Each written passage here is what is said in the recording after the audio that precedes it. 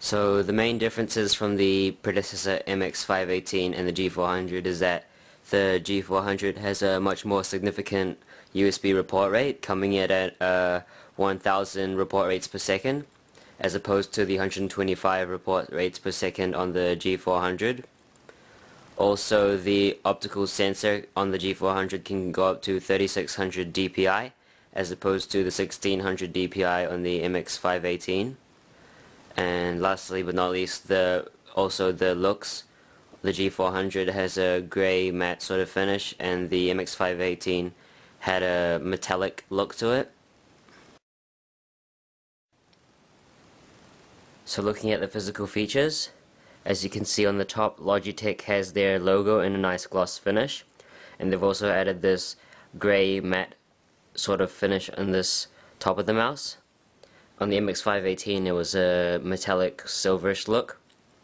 And on the sides of the mouse, as you can see, there are placements for your fingers, which are good ergonomic features, and just allows your hand to fit nicely on the mouse.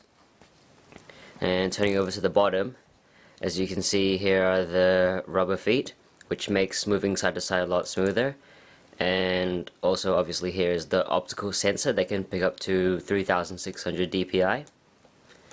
And looking at the buttons of the mouse, these two buttons on the sides, they take you backwards and forwards in browsing, which just saves time from clicking the back button at the top left corner.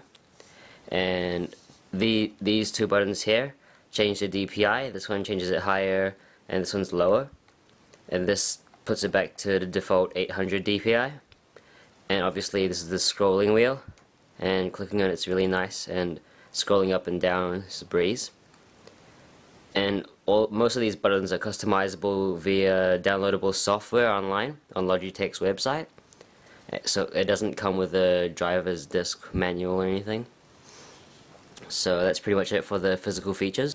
One thing I forgot to talk about is the cable, and the cable is nice, flexible and thin, and it's not going to get in your way, and you're not going to really feel it when you move up and down with the mouse. And the USB connector is just the standard one.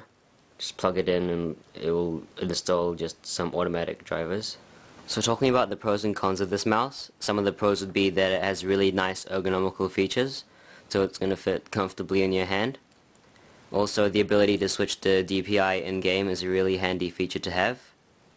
And there aren't that many cons, but I guess if you just had a different style of holding the mouse, then it might not be that comfortable in your hand, but from my experience it is comfortable in my hand. And also it lacks a little bit in design, but I would be willing to sacrifice a little bit of design for the performance of the mouse, and I think this is a good performing mouse overall.